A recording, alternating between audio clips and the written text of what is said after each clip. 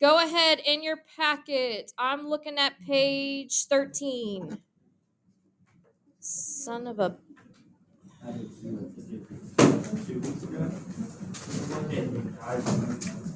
So, page 13 in your packet, it should say rational equations.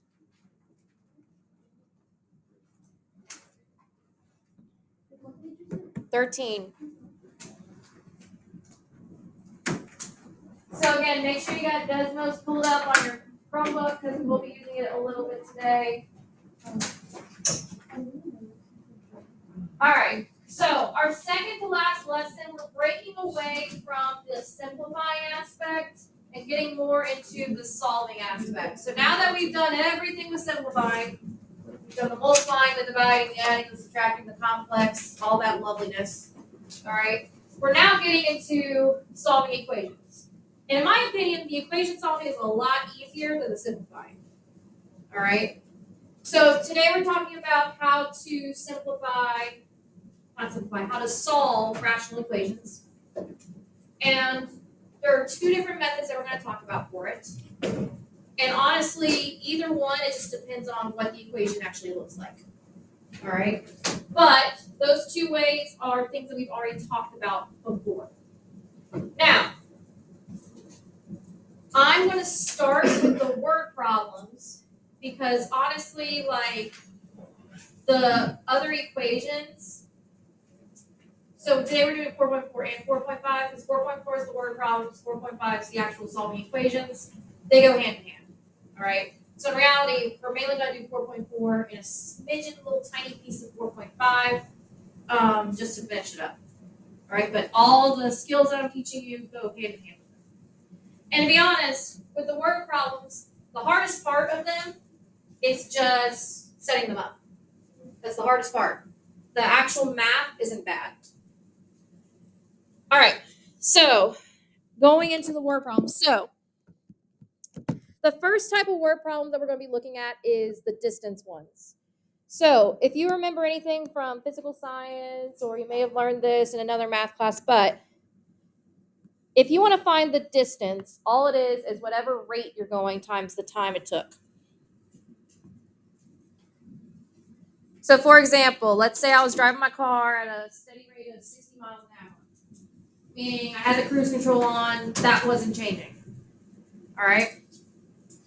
Let's say I've been driving for 2 hours straight, no traffic, 60 miles an hour. How many miles did I go?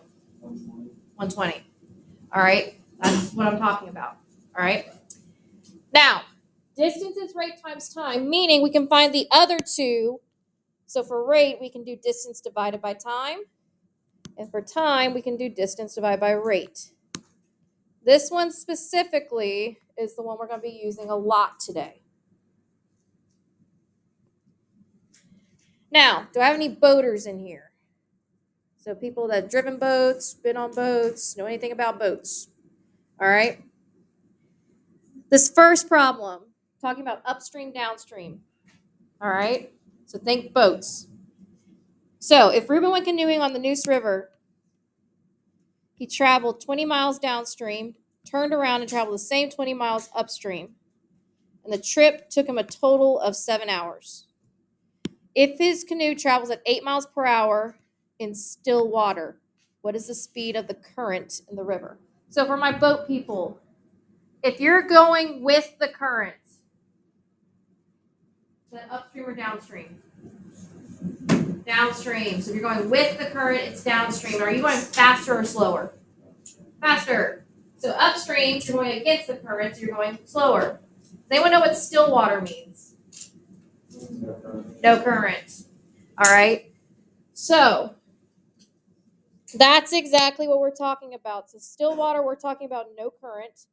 So if there was not a current, which is very dangerous, but if there's not a current, our boat's going 8 miles per hour. All right. But with a current, our speed actually changes depending on how fast the current's actually going. So they set up a nice little table for us here. They have our what it's doing going downstream and what our boat is doing going upstream. So remember, downstream means it's going faster, upstream means it's going slower. So the distance for both were 20. All right, it was a round trip. He went somewhere 20 miles away, came back, so did that 20 miles over again. Now, his rates, he defined his rates as 8 plus C and 8 minus C, where C is your current. Why am I adding the current to my 8 for downstream? Why does that make sense? You're going faster. So whatever the current's doing, you add that to what you're doing in still water. So that's why we're subtracting the current from upstream, because it's going against us. It's making it slower for us. And then for time, we're just making the T1 and T2. All right, we don't know the time besides the fact that for the entire trip, it took 12 hours. Not 12 hours, 7 hours, sorry. Now, what we're going to do is write an expression for T1 in terms of distance and rate.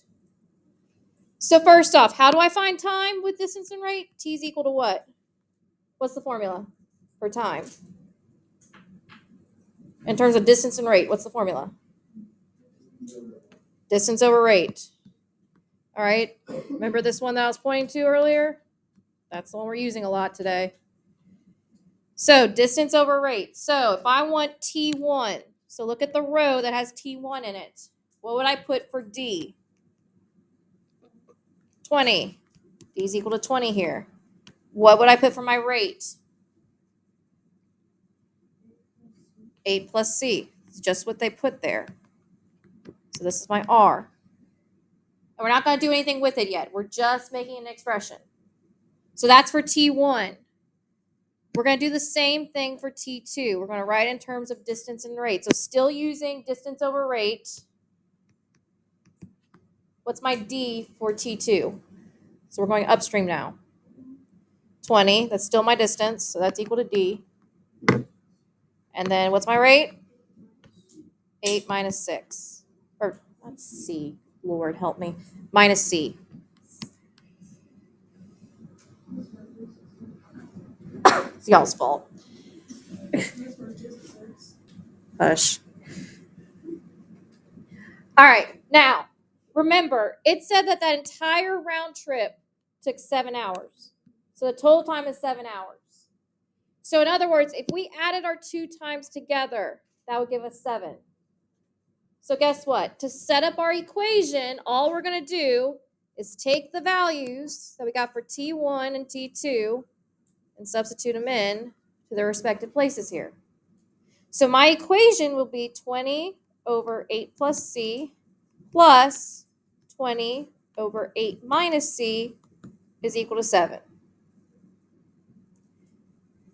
So in other words, we're talking about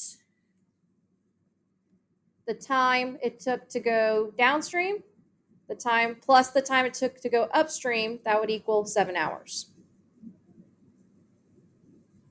Does everyone understand how I did that? So again, we already defined what our time is in terms of distance and rate. Our total time, so if we add T1 and T2 together, is 7. So all I'm doing is replacing T1, T2 with the expressions I came up for them.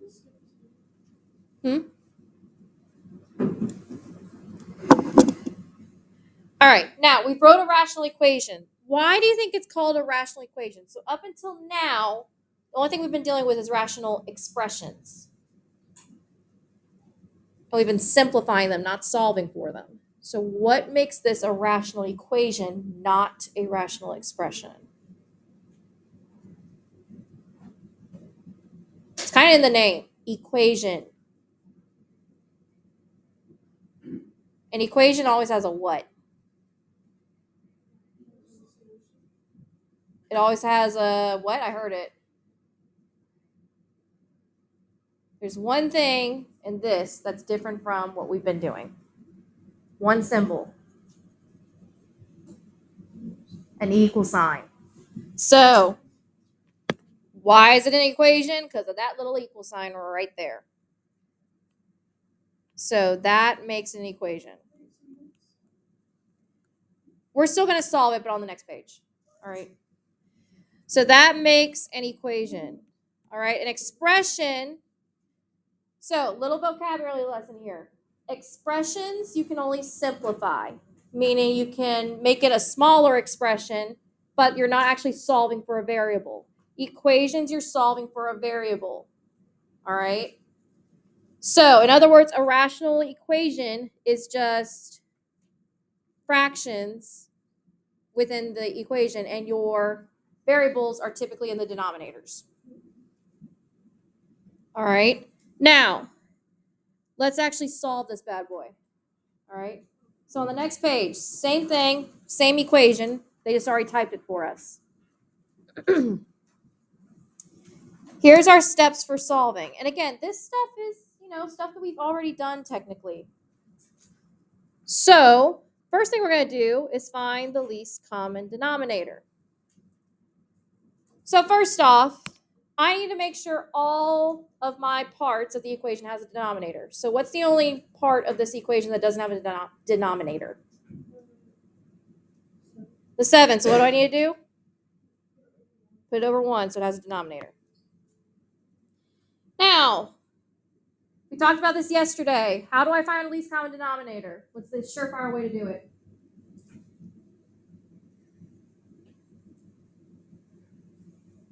So remember when we were doing the complex fractions yesterday, we had to delete the baby equations? How did I find the denominator to use for that?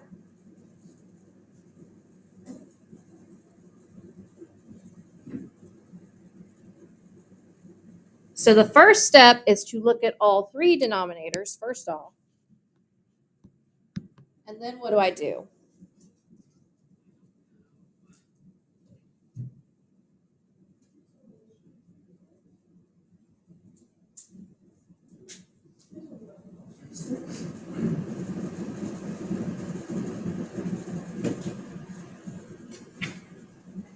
So guys, yesterday, we did this a lot yesterday.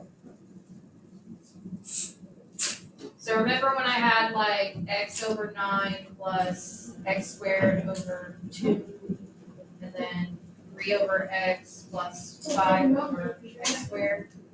How did I figure out why I had to multiply all these fractions?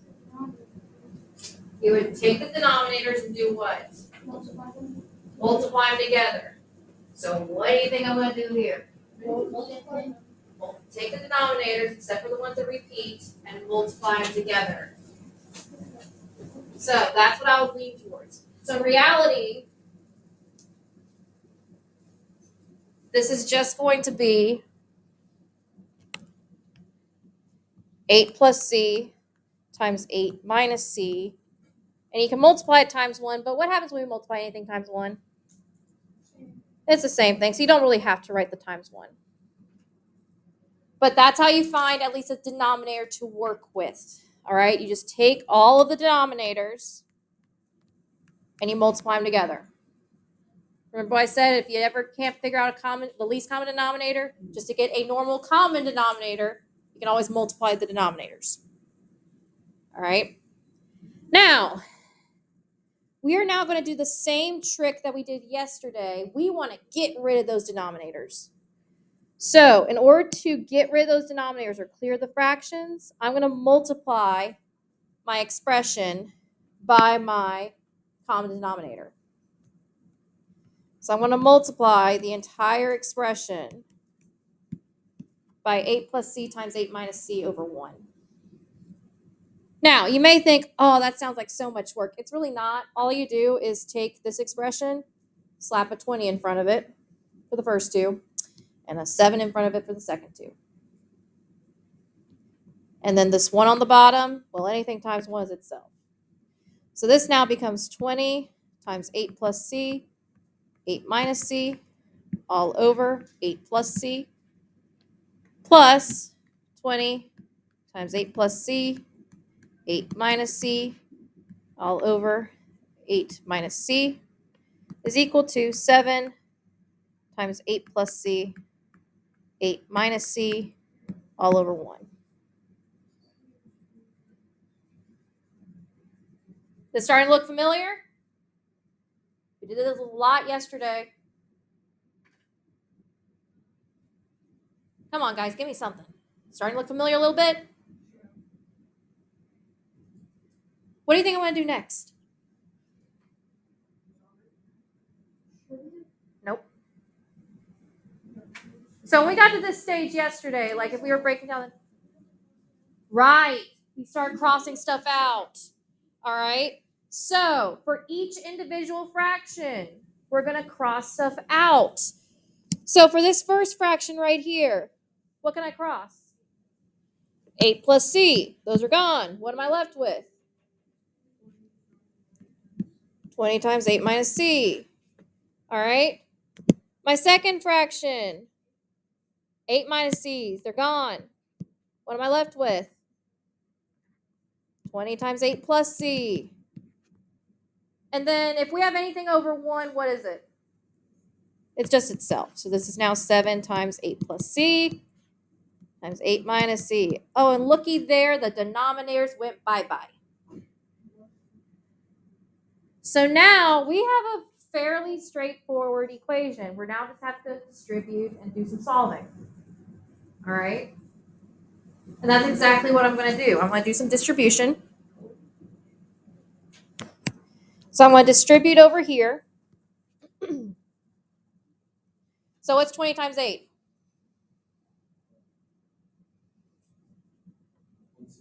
160. So I have 160 minus 20c plus 160 plus 20c. And it's equal to, how do you think I'm going to take care of the right side? So specifically right here. What do you think I would need to do? Well, I just highlighted.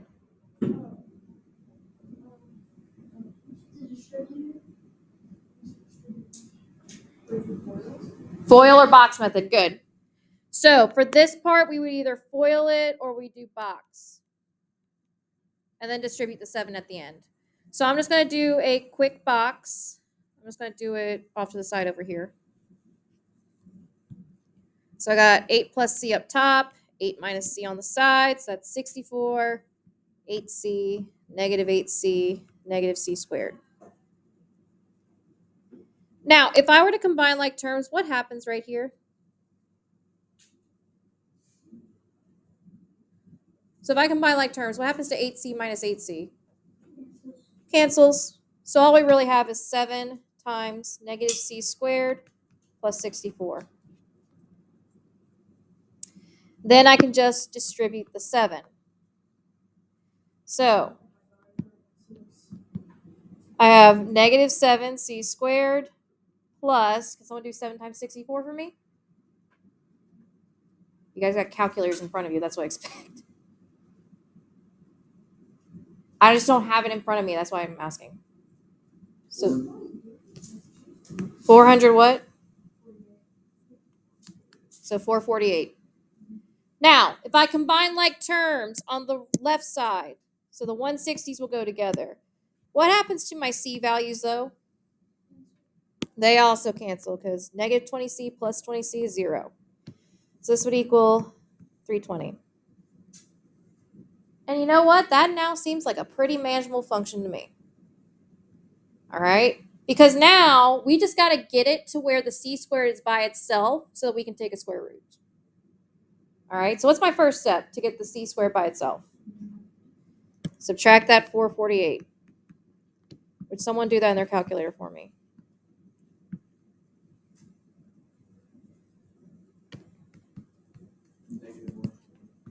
$128, you said?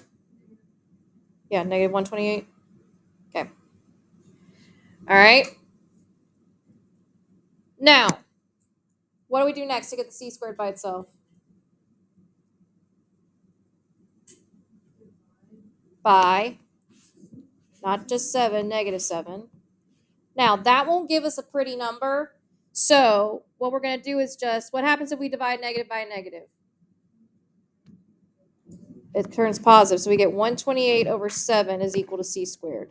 Now, the reason I did that is I want this answer to be as accurate as possible. So for right now, I'm just going to leave it as a fraction.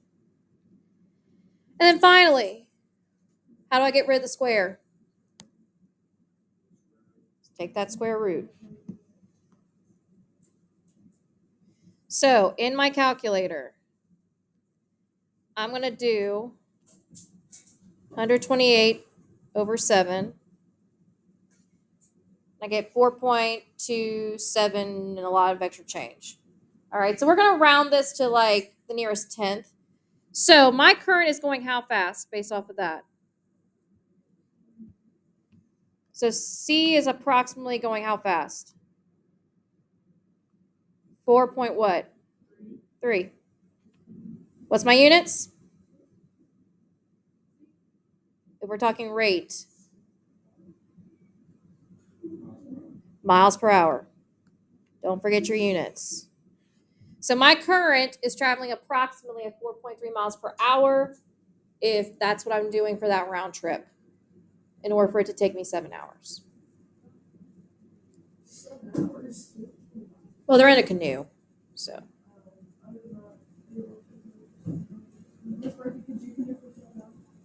Not straight. About 6 hours. Not straight.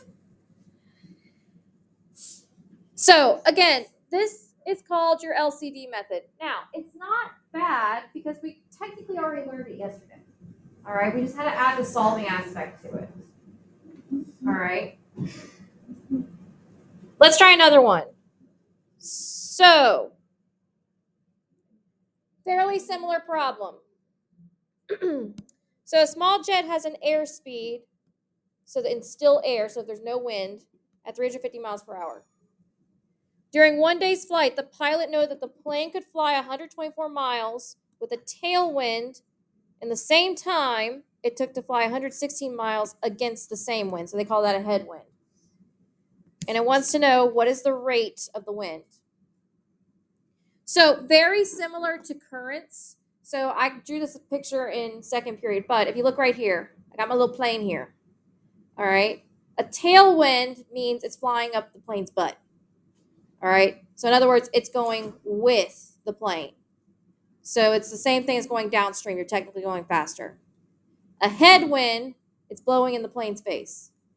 All right. So it's going against the plane. So it's like going upstream. All right. So it's going slower. All right.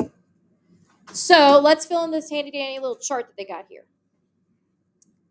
So what was the distance that the plane traveled with a tailwind? What did it say in the problem? It went 124 miles. So we're just going to put 124. How far did it go with a headwind? 116. Now, they're saying that our wind is going to be represented by W. So, what rate did we go that the plane was just flying in? So, what was the rate of the plane without wind? How fast was it going? 350 miles per hour. So, we add the wind when it's going with it. We subtract the wind if we're going against it, which makes sense because we're going faster for one, slower for the other. And then our time, we're just going to represent, again, by T1, T2. We don't really know how long it took. We do know, however, about what in terms of the time. So in our problem, what did it say about the time? Say it again. Well, 1 day. But in terms of the time with the trips, what did they say about the trip's time? So each trip, what did they say about those trips' time? It's already highlighted.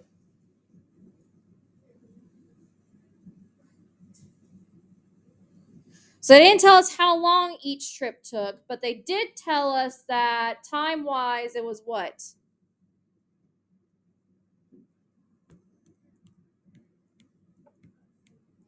It was the same time. So they took the same amount of time to go on both trips. All right, the only difference was one of them they were going faster, the other one they were going slower. All right. So if we're going the same time, that's the same thing as if we set them equal to each other. So let's do what we did previously and write out an expression for T1 and T2. So remember, time is equal to distance over rate. So for T1, what would my expression be? 124 over what? 350 plus W. All right. What about T2? How do I represent that in terms of distance and rate? 116 over 350 minus W. Good. So now what we're going to do, we're going to take those two expressions and set them equal to each other because they took the same amount of time. So this would be 124 over 350 plus W is equal to 116 over 350 minus W.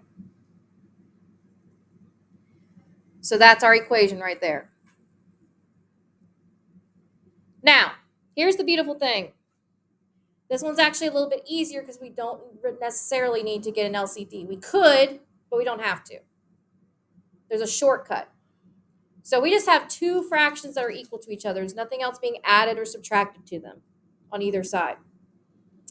So this will involve one of y'all's favorite things you always want to do with fractions. What do you think I'm going to do? Just cross multiply. All right. I'm glad y'all got that off the bat because it's literally right here. My second period didn't. So we're going to actually cross multiply. So this is called the proportion. So this is called the proportion method, meaning if you have two fractions just set equal to each other and there's nothing else being added or subtracted to them, not another fraction, not a number, nothing, you can just cross multiply to make your equation. So if I cross multiply, this will be 124 times 350 minus W is equal to 116 times 350 plus W. And just like that, our denominators are gone and we got a nice linear equation. So we should know how to solve these. What's my next step? Distribute. I'm going to distribute on both sides. So someone do 124 times 350 for me. 43,400 minus 124W is equal to, someone do 116 times 350 for me.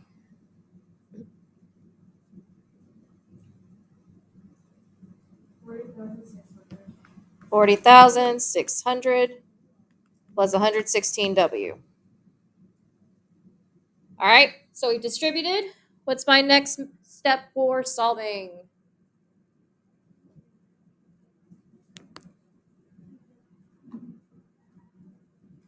We have to do what?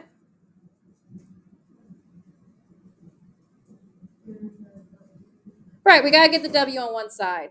So I'm going to move the negative 124W. How would I move it to the other side? Add it.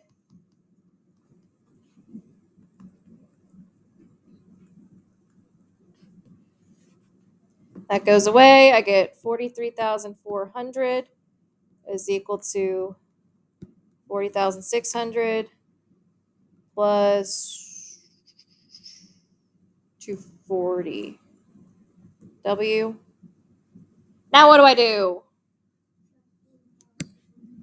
Subtract that 40,600 to both sides. Which someone do that calculation for me. 2,800 is equal to 240 W. What's my last step? Divide both sides by 240. So how fast is my wind going?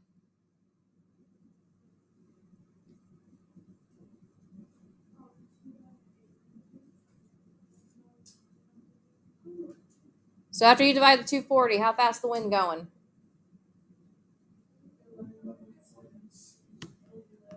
.6 something. What's my units? What's my units?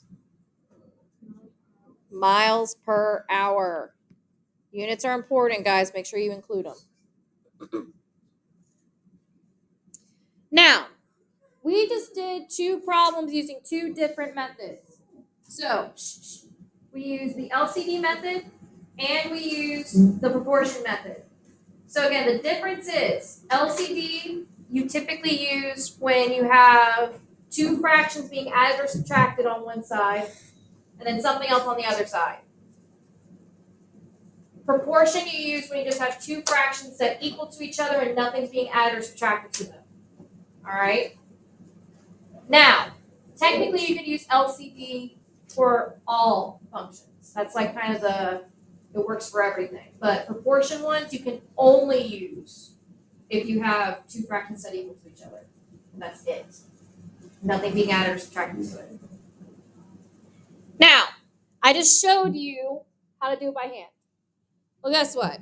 If this was the EOC like 3 months from now, you probably will forget this, and that's okay. What's the obvious way to do this? Desmos, how? How? So let's say I rewrite my equation here. So just what we came up with. Pre-solving. How could I put that into Desmos and get the exact same answer that I just got?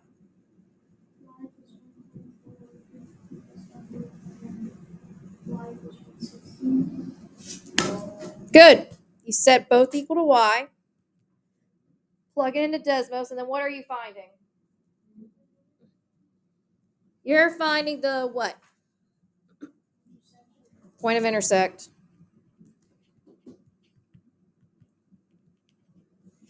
So guys, even on your test on Monday, if you completely blank on how to do this, at least for your multiple choice, by all means, use Desmos as a checking tool. I still want you to at least try the math, guys, but use Desmos to your advantage. Use Desmos as a way to check yourself. All right? So let's put this in Desmos real quick and see if I actually get the same thing that I just got. So if I'm in Desmos, I'm going to type in 124 over 350, what was it, minus x or plus x? It was plus. So plus x instead of w. Then 116 with 350 minus x. Now, I got to zoom out some. So you might need to zoom out just a little bit. Make sure you click on it. But do you see this point right here? It's really small. But if we click on it, is that not pretty darn close to what we already got? Yes, because what value of the point do I use? The x value. All right, because we're solving for x, so you use the x value. All right, let's check with our previous equation, so the one we did first. So this would be 20 over 8 plus x plus 20 over 8 minus x. And then what's the other one going to be equal to? Y is going to be equal to what? 7. So there's 2 points of intersection here. Which one makes the most sense to use? The positive one. Why?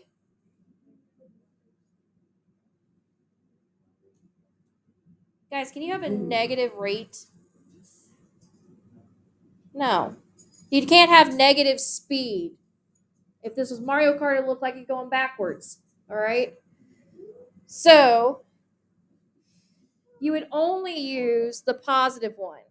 Now, if this was just me telling you to, guys, if this was just me telling you to solve the equation, all right? Like if it was just like if there wasn't a scenario, then yeah, you would state the negative one as well.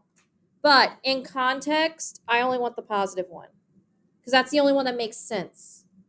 All right? So that's a strategy that you can use. Okay? Any questions? All right, we're going to do one more and then we're going to go on break. So, the next set of problems, we're kind of moving away from the distance, rate, and time problems. And we're going back to, we call these getting the job done problems. Because it's literally talking about you're getting a job done. All right? So, let's look at this next one. So, a road crew can pave a section of highway in 12 hours. All right? A second crew working with the newer equipment can do that same job in 8 hours. How long would it take them to pave the section of highway if both crews worked together? So, let's say hypothetically, all right, if y'all travel to Raleigh anytime soon, there's always what on the main interstate? Construction. All right. So let's say the great state of North Carolina was trying to figure out which company to go with to pave that road. They're like, well, this company can do this amount in about 12 hours, but this company has newer equipment and they can do it in 8 hours. But then they decide, you know what? Let's get both because it'll get done faster. The question is, how fast will they actually do it if both of them work together? All right. So, well, they got to estimate it because, people in Raleigh, that traffic is ugly. And people get mad. So, the way you think about this, guys, is you want to think about how much they get done in an hour. All right? So, if they get the whole job done in a certain amount of time, how much of that job do they get done in an hour? So, for the first road crew, if they took 12 hours to do that entire job, how much of the job do they do in 1 hour? 1/12 of it. So crew 1 took 1/12 did 1/12 of the job in an hour. What about the second crew? If they did the whole job in 8 hours, how much did they do in an hour? 1/8 of it. Now, is this realistic? No, because humans are humans. There's breaks and unions and regulations and all this other stuff. But let's just say we were talking about robots here. All right. They're doing it. They don't need a break. We just make them do it. All right. Now, if we put the crews together, all right, we don't know how long they're going to take to do the entire job. We'll call that T. So let's say T is equal to the number of hours for full job with both crews. So how much would they have done in 1 hour if it took T amount of time? So it took T hours to do the whole job. So in 1 hour, how much did they do? I'll give you a hint. It's the same thing that you've been doing. 1 over. So if it takes T hours for both crews to do that entire job together, how much do they do in an hour?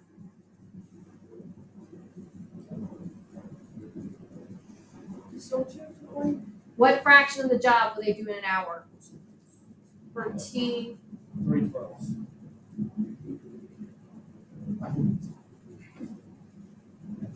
So guys, no. You're overthinking, guys. So we said that 12 hours, in 1 hour they do a 12th of the job. 8 hours, they do an 8th of the job in 1 hour. So for T hours, how much do they do in 1 hour? 5. In T hours. So guys, listen to me again. 12 hours. They do a 12th of it in an hour. 8 hours. They do an 1/8 of it in an hour. So in T hours, they do what in an hour?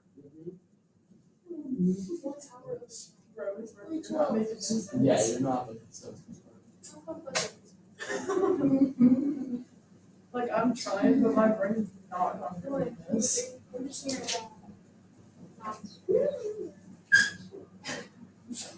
Okay.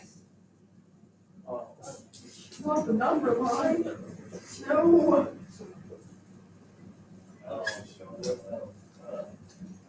The entire job of this road, Right. 12 hours. They did this much in 1 hour. That's 1/12. Okay. Yep. I think you have them. Yeah, we had that now. Okay. All right. So,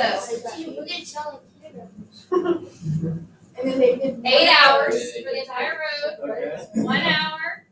1/8. What's on the 1/8? Oh god. So if they took Votes. T hours, that means 1 hour would be how much? That's the T's time. Oh. It took T hours.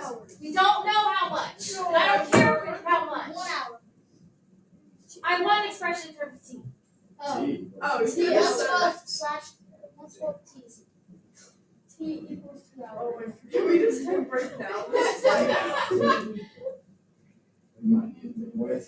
How'd you find out an hour if it took 12 hours? How would I find out? 60 minutes. They work together, wouldn't it? No. 60 No, you didn't. minutes? Guys. The full job took 12 hours. Yeah. And then 12 of the work in 1 hour. So that's All right. 11 more hours left. It took us 12 more hours. So, Oh my god. So, a second. 12 hours. Shut up. So, the second crew did it in 8 hours. Yeah. And 1 hour, then we did an 8 of the work. Yeah. So, let's say there was a third crew, and we don't know how much time they took, so we said T hours. So we can assume that in 1 hour they did how much of the work? 1/4. 4. 1 over T, thank you, Lord. No, it's really that hard. I'm It's Throw a pin at y'all. Good God.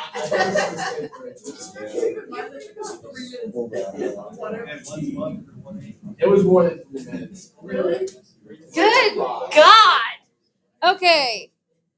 So that means, and guys, you know what's sad? You know what's really, really sad? It's on your paper.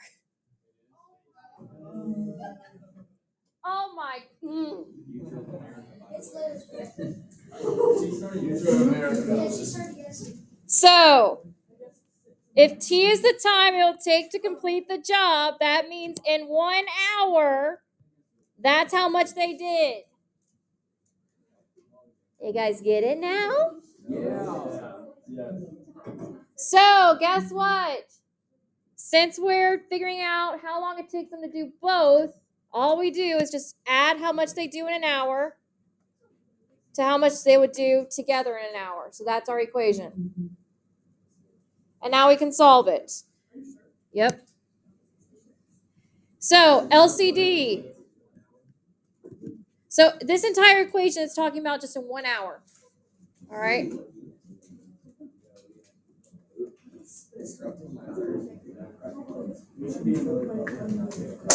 So, shh. So, how do I get my common denominator here? What's the easy way that I told you to do it? 12 times 8 times what? T. You take all the denominators, multiply them together. So what's my common denominator? You guys already made me had to kill myself over fractions. Please know what 12 times 8 is. 96. Thank you, Lord Frederick. My faith has been semi-restored. Wait, is it not? 96T. Yeah. So, y'all just made my blood pressure go up. Good God. I'm in my 20s. That should not happen. All right, so now we're going to get rid of these fractions by multiplying by 96T over 1. So really easy because we're multiplying 96T to just ones up top, and we're multiplying 1 to all the denominators. So we got 96T over 12 plus 96T over 8 is equal to 96T over T. So what's 96T divided by 12? 8T. Guys, good Lord. 96, 12 times 8. Okay. Okay. All right, so what's 96 divided by 8? 12T. Thank you. What happens to the last fraction? The T's The T's cancel. I'm left with 96. So combine like terms. I get 20T is equal to 96. Divide both sides by 20. How much time does it take? 4.8 hours. So if they work together, that's how long they would take. All right, so we're going to take a break so Ms. Murphy can let her blood pressure go down. 10-minute break. No. You get a 3-minute break. We can make it 3 or we can make it nothing.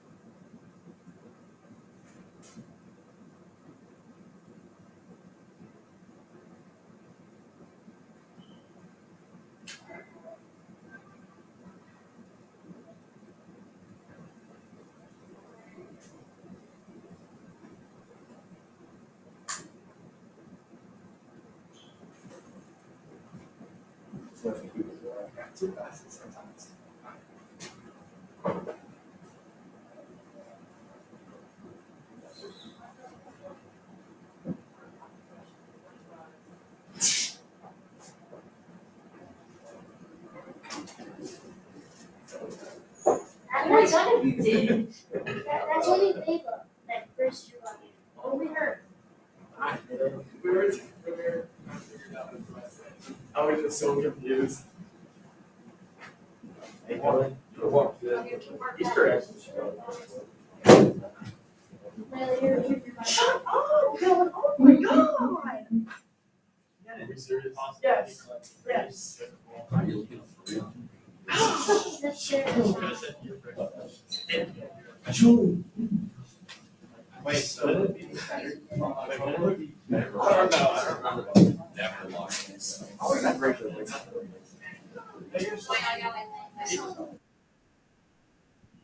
Oh. This is my network. I didn't even see it working through it.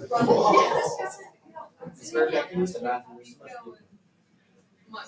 I'll let y'all go like after we get through the lesson again if need be. Okay. Because we had we're not done. Oh. No, y'all don't even know how to figure out a fraction, so no. You know what it is now.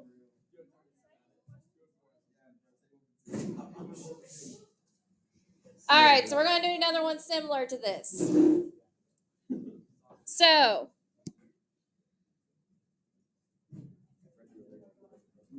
all right, so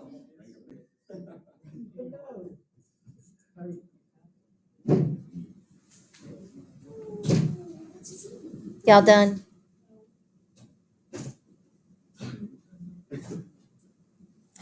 So, a bathtub can.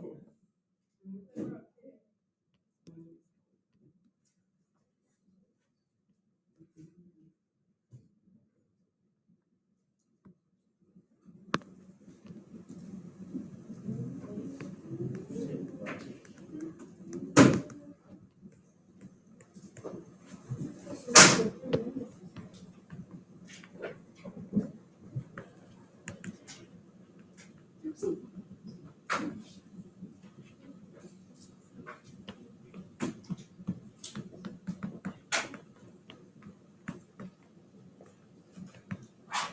I talk now? Yeah. Okay, thank you. No. Well, if you don't want me to talk, I can just fill in notes. Y'all have no clue what I'm talking about, and then we move on. Just keep quiet. I didn't say this. So, all right. So, bathtub can be filled in 6 minutes. It takes 8 minutes for that same bathtub to drain. Yeah, completely full. So let's say that you had the faucet turned on, but you forgot to close the drain. It's happened to everyone. All right. How long will it take to fill the tub? So technically, the tub will fill. It'll just take a really long time. All right. It actually will. Yeah, physically speaking, it can fill with the drain open. It just takes forever. All right. Now,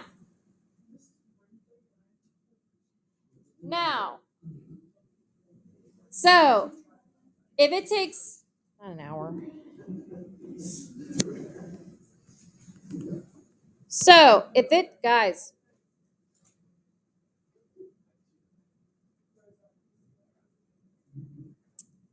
if it takes 6 minutes for the tub to fill, how much of the tub is filled in 1 minute? 1/6 of it. Thank you, Lord. If it takes 8 minutes for it to drain, how long? How much is it drained after a minute? 1/8. Now, since we're draining, so we're taking water away, what do you think I'm going to do with that 1/8? Make it negative. We're negative filling it. Yeah, what's the opposite of filling? Yeah, negative is the opposite of positive. Exactly. So if it takes, so guys. Now, if it takes T minutes for the tub to fill with the drain open, that means in 1 minute, how much of it got filled? 1/T. Thank you, Peyton. Thank you, Lord. Okay, thank you. So, yes.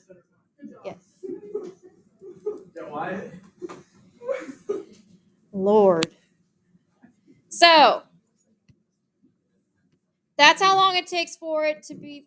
Guys, please shut up so I can finish this. That's the nicest way I can put it at this point. So, if you have the drain open and you're still filling the tub, though, it will get filled. It just takes like a really long time. Like it is possible, especially if you have a clogged drain. All right. So, if it takes T minutes for that to happen, 1/T is how much of the tub is filled in 1 minute. So, we know that the drain is working against the filling aspect. So, in other words, if it takes 1/6 for it to fill, and 1/8 of it drains away in a minute, that would give us our 1/T. So in other words, if 1/6 of it is filled in a minute, but since the drain is open, that means 1/8 of it's being subtracted from it within that minute. That will give us the 1/T. All right. So same process. We're going to find an LCD. Guys, quit throwing stuff. All right. So how do I find my common denominator? What do I use? Of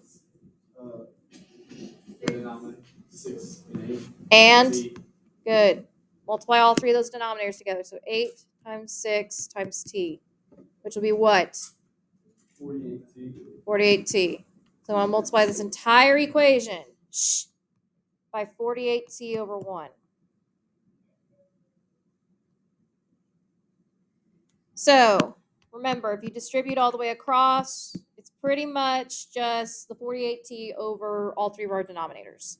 So 48t over 6 minus 48t over 8 is equal to 48t over t. So 48t divided by 6? 8t minus equal to 48. 48. The t's cancel.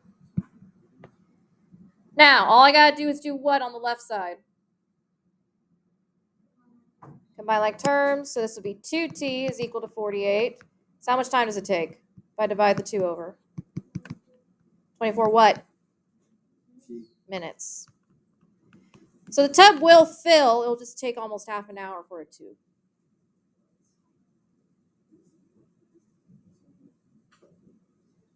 All right, so that's word problems, but we're not quite done. There's one more thing I got to talk about. So, and it's quick. So, we've talked about how to solve the equations, right? The way we're doing it with the word problems is pretty much the exact same way we'll do it with regular equations. The only difference is they're already set up for us. All right? So, with the word problems, the only difference between that and a regular equation is the regular equation is already set up. The word problem, we got to make up our own setup. So, we either use the LCD or the proportional method depending on how it's set up. So remember, LCD is when you have two fractions being added together and equal to something else. Proportional method you use when you have two fractions equal to each other. All right? So, the last thing we need to talk about is a very special case. So we're going to backtrack a little bit. Go to page 10.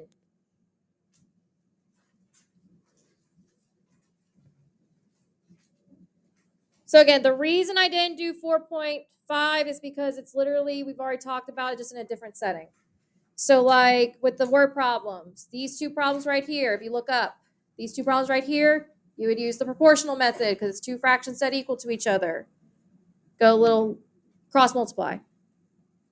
This one, you would use LCD because it's two fractions added together and it's set equal to something else. I know, I'm just saying. Sorry. So this is page 10. I'm looking at exercise 5. Now, there's one thing that happens occasionally. All right, not all the time, but it does happen. So there's something called extraneous roots. And all that means is that we sometimes get answers that are actually not answers. All right, that's the kind of the short, easy way to put it. The mathematical answer is that if we got something for x and we plug that back into its denominator, it would give us 0. What happens if you have anything over 0? So for example, let's say I had 2 over 0. What's that equal to? Nope. Put in your calculator, see what happens. Error, which means it's what? Undefined.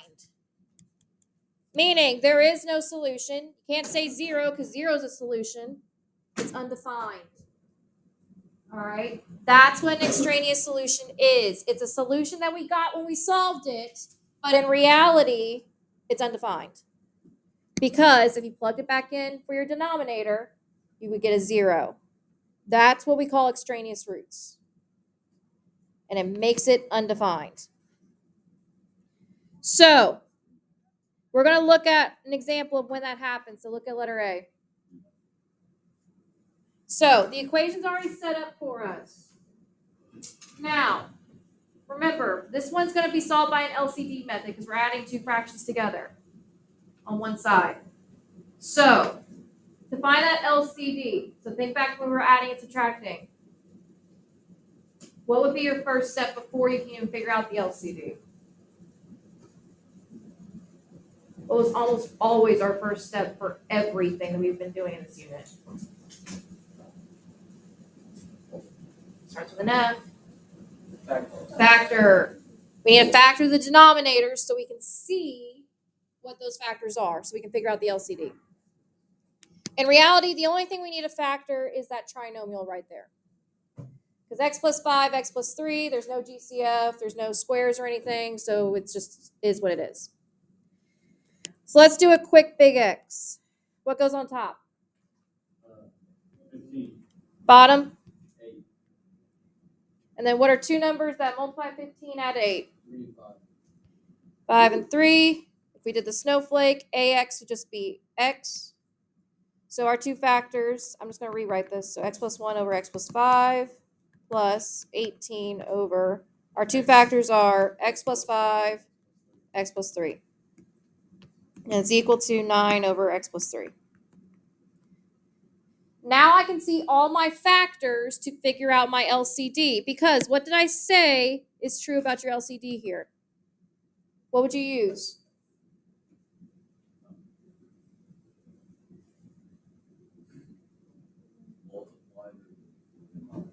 You would multiply the denominators, but you would leave out the what?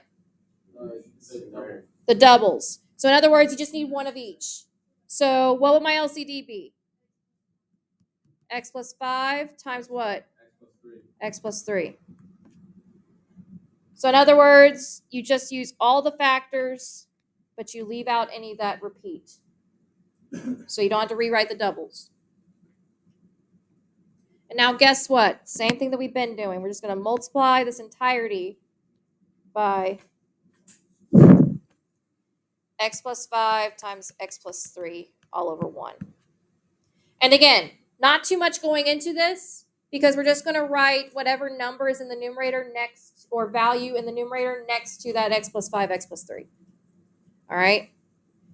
And put it over its original denominator. So this would be x plus 5 times x plus 3 times x plus 1 all over x plus 5 plus 18 times x plus 5 times x plus 3 all over x plus 5 times x plus 3. It's equal to 9 times x plus 5 times x plus 3 all over x plus 3. So all I did was write it out so that you were multiplying our LCD, which is right here, to all of our numerators. I didn't do any distribution at all. I just wrote it as multiplication. And the reason I don't distribute is because what's typically our next step here? We start crossing. So that's why I say do not distribute until the end, until after you've crossed at least. Because if you go ahead and distribute, it's going to be harder to see what you cross out. All right? So what crosses out on the first one? X plus 5 is gone. I'm left with x plus 3 times x plus 1. What about the second one? The x plus 5s are gone. X plus 3s are gone. I'm left with plus 18. It's equal to, what about the last fraction? 9 times x plus 5, because the x plus 3s go bye-bye.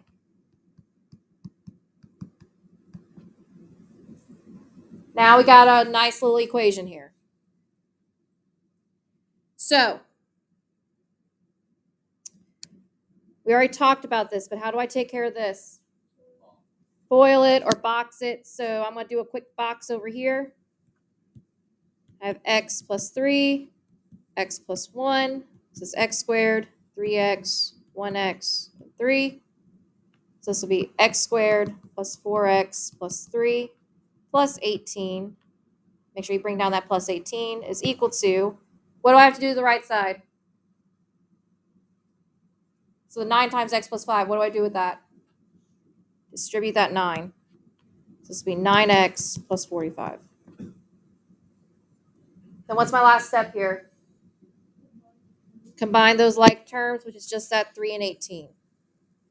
So this would be x squared plus 4x plus 21 is equal to 9x plus 45. Now, what type of equation is this? Is it linear? Is it quadratic? What is it?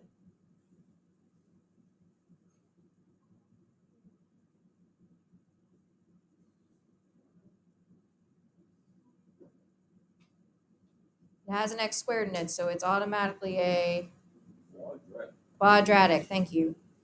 So it's a quadratic equation. We did a lot of this in the last unit. Now we're not going to do quadratic formula, because luckily for us, this is factorable. But what's the first thing we got to do?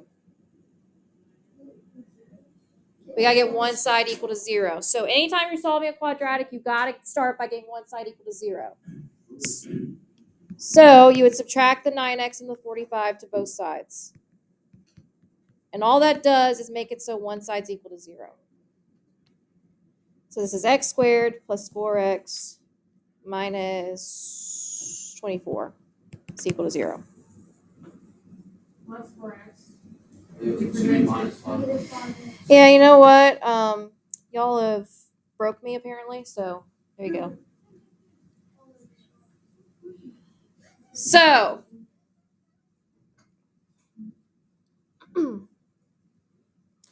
two ways to do this. You can either factor it, or you can put it in Desmos and you're looking for the what? Not the point of intersection, but close. X-intercepts. Because the x-intercepts are called your what? The whole unit last time was on this. Roots. All right. So we're going to solve it by factoring first, and then we'll check ourselves with Desmos. Equal to y. No. All right. So let's do a quick big X. What goes on top? Negative 24. What goes on the bottom?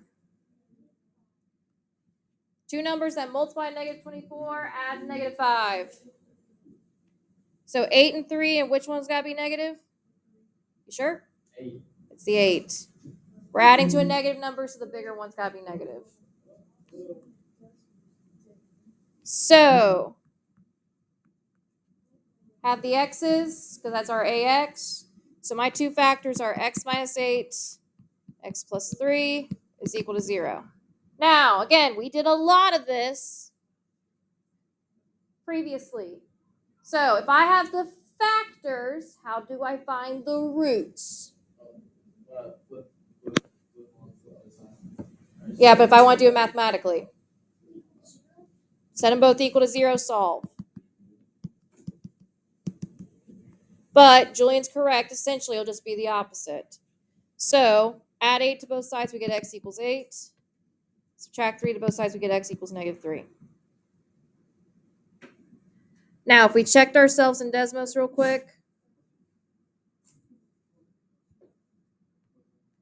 So just a really quick check. I just have, and you guys don't have to type this, I have x squared minus 5x minus 24.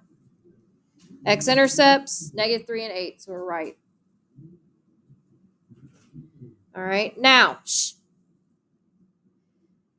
however, we cannot claim that 8 and negative 3 are our answers until we check them. And how do we check them? Well, we just do a quick plug-in back into our original denominators. So we're going to plug back into our original denominators. And remember, we don't want a denominator that's equal to what? What can the denominator not be equal to? 0. All right. If it's 0, it's undefined. We have an extraneous solution. If one factor, or if not one factor, if one denominator is 0, it's automatically undefined. All right. So we're going to plug back in to the original denominators. And we don't want it to equal 0 anywhere.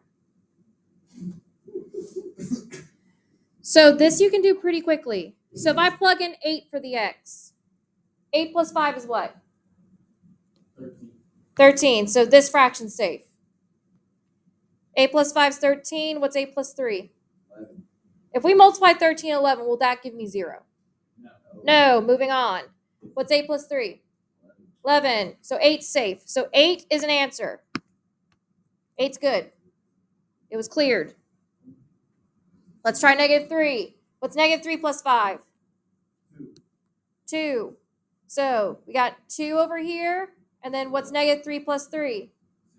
What's 0 times anything? 0. Oh, Nothing. that's not good. We got 0 in the denominator. What about over here? Negative 3 plus 3? Got 0 in the denominator. So guess what? 3 is extraneous. It created a denominator of 0. So for example, if I use the 9 one, so it was -3 plus 3.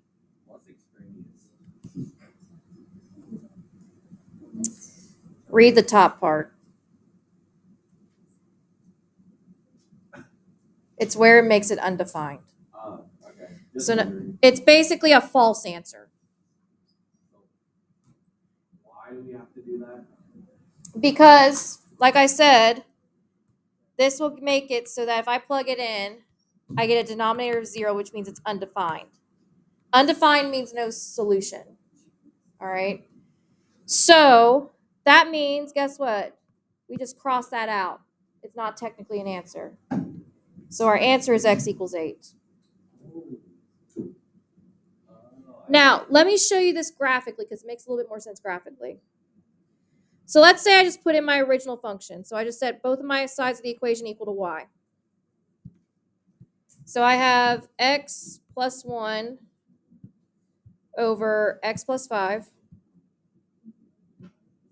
plus 18 over x squared plus 8x plus 15. And then the other side is 9 over x plus 3. So typically we're looking for what? How do we know our answer? It's the what? If two graphs are on the same graph, our answer is the point of intersection, which is right here. Is that not 8? Yeah, it's 8. X is 8. Guys, shh. So, now, problem is, do you see -3 on here? No. Let's look here. So let's say for reference, I put in x equals -3. All right. So if I zoom in a lot, yeah, it's undefined. But does it ever touch the graphs at all? No. So technically, -3 is a what? We talked about this in logarithms and exponentials. Starts with an A. X equals -3 is technically a what? A line that it never crosses. What's that called? Asymptote. Yes, it is. It's asymptote. So it's technically an asymptote. All right. So we'll talk more about that tomorrow, but that's what the extraneous solution means. All right. It's saying that it can happen, but in reality, it's an asymptote, so it doesn't actually, it's not actually part of our graph. So does that answer your question, Tyreek? Yeah. All right. Okay. So for the rest of class, you guys got a solid 20-ish minutes. All right. So for the rest of class, you have both a quizzes on 4.4 and a Delta Math on 4.5. Remember, the quizzes is definitely due by midnight on test day. The Delta Math you get a little extra time on, so I recommend doing the quizzes first. And remember, you get 2 attempts on it, so if you don't do so hot the first time, take it again. I know, I gotta change the scene. Give me a second.